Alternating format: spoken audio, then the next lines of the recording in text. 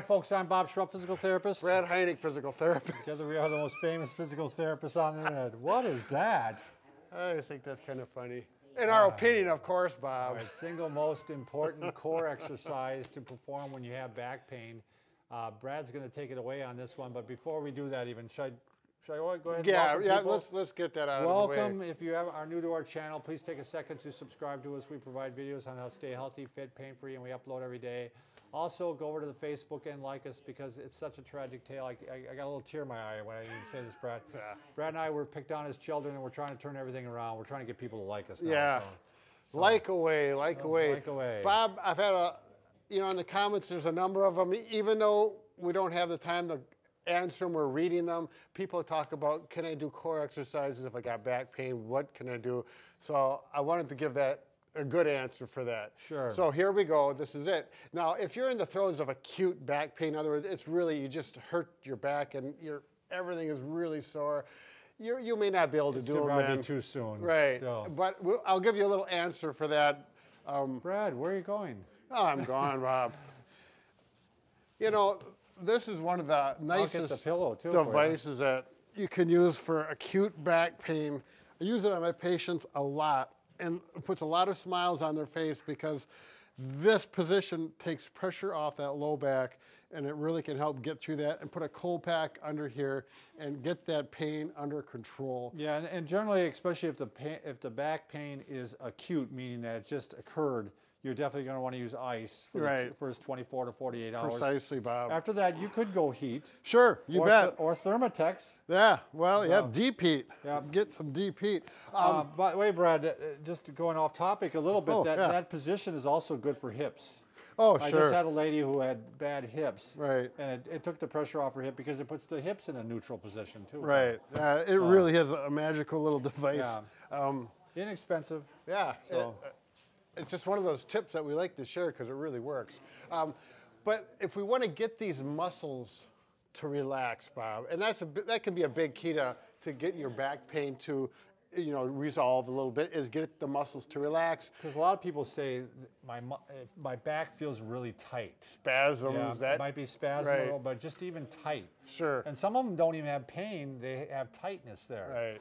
So. And they may want to continue with their core exercises. So how are we going to do that? Well, as far as these muscles to get them loose, the core exercise can be an answer. And it's something that therapists in school, we learn this. It's a term called reciprocal inhibition. So you're wondering, well, what does that got to do with anything? So what happens with the body is there's always two sets of muscles, the antagonist and the antagonist. Mm-hmm. When one muscle's working, the opposite muscle relax. It has to relax, otherwise the other muscle couldn't work. Right. So example, bicep here, if I'm going to lift something with this hand, my bicep is working to lift something. The tricep does the opposite direction. So when I'm lifting here, the tricep will automatically relax maximally so that the bicep can continue with its work. So if we carry that over to the back. Right. If we want these muscles to relax in the back, we need to exercise. Activate these muscles. Perfect. Right. Perfect.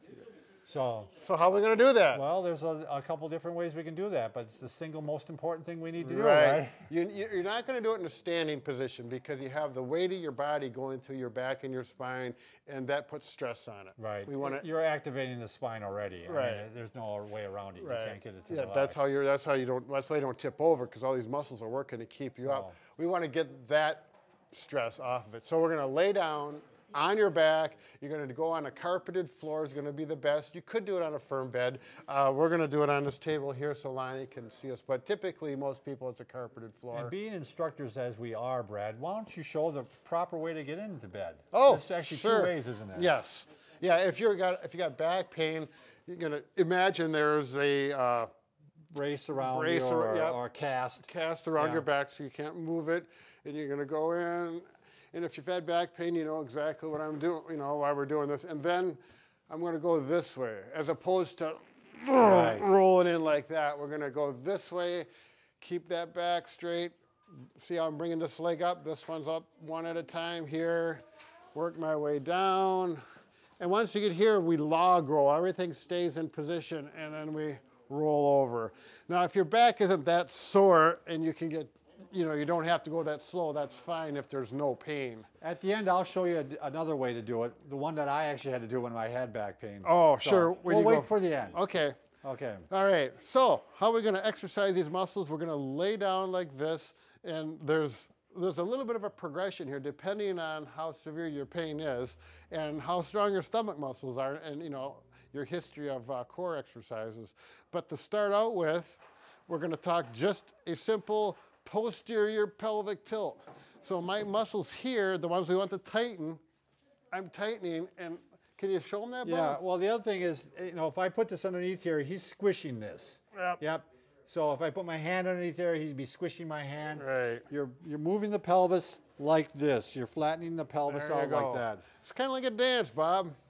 But so there we're doing that, and that itself is I'm experiencing that reciprocal inhibition. My stomach muscles are working, my back muscles have to relax.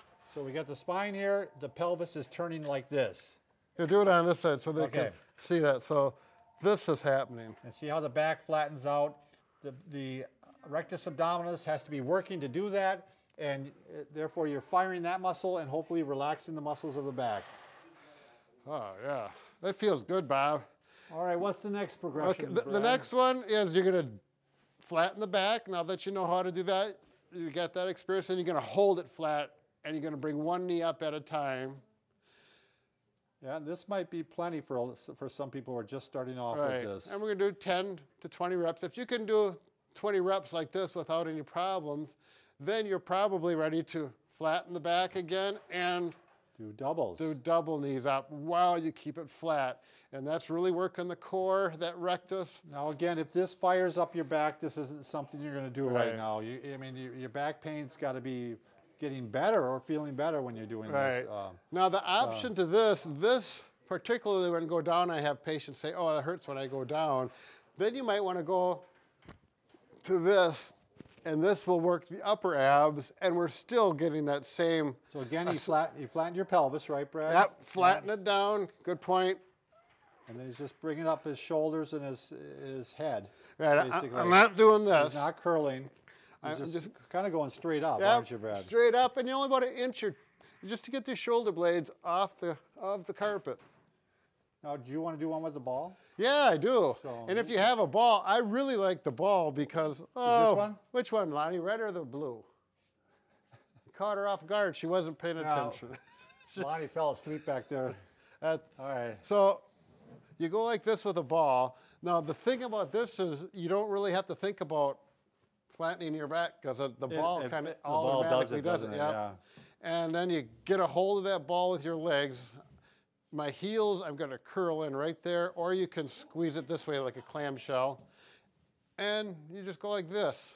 I just started these based on Brad's recommendation, and these are difficult for me. I mean, I do them, and I can do actually 40 of them, but it's more work than the ones I just haven't adapted to it yet because I've adapted to some of the other ones. Yeah, you know, if you've never done this, you know, you may have to practice. I find that do it with my shorts on so my skin goes on the ball. In shoes with the heels, the skin doesn't slip on the ball. I just had a patient experience this, and she said, yeah, it was much easier when she had her shorts on. For me, I have to grab it down further. Well, you got those long legs, yeah. So I'm more on the side of it to do those. So. And with these 10 to 20 of them, now I do these all the time because I do it with my spondylolisthesis, and I usually do 50, but I've been doing them for years. And with the ball, you had to outshine me, basically. I said a 40, so what does he say? I do 50. well, if you would have said 50, I would have said 60. I know you would have. So now you're doing doubles here, aren't you? Well, actually, now I'm just doing my shoulders. The same thing. Okay. But if you really are advanced and you want to continue, you could do this, but you got to be careful you don't curl up too much. That'd be a tough one, huh? Now, I wouldn't do obliques. No. Because you got a sore back. You don't want to be twisting your back. We just want to be working it. So be within reason. It should feel good. It shouldn't be irritating your back. And this actually does feel really good on my back. All right, Brad, do you want me to show them now? Yeah, The other way to get in and out of bed? So again, all right, Brad luckily had shown me this technique right before I had like a 1-2 day episode of back pain. And I was like this, and I could not get into bed. You were locked up. I could not get in it. I mean, it hurt so bad. So what I did is oh my God, you go to the bed and you support yourself and you just bring your leg up like this, and that way you're keeping the back straight the whole time. Right here. And then you come down like this, and then you bring the other one up, and then you can roll over like this. There you go. Yep. And then getting out, it's the exact opposite. You just go ahead and bring the leg off the edge and come up like this. Really works out well. You know, one thing you want to keep in mind, your back all night long, the discs are filling up with fluid. Right. So you're actually taller in the mornings than you are at night, you know, where you squish the fluid out. Right. But your back is more vulnerable in the mornings to disc injuries. Sure. So it's good for you not to try to get out of bed, you know, like this. Don't be curling up like this and then getting out of bed, because you're putting a lot of stress on the back. You want to roll onto your side and get up like the technique Brad was showing. So there's quite a science to the back, and it's things that if you had back pain, you say, oh, I wish I would have done that then. Right. You know. Right. So, all right, Bob, what do you say? Remember, Brad and I can fix just about anything except for that broken heart. Is it coming out, Bob, right here? Yeah, it should. So let's see what happens. yeah, thanks for watching.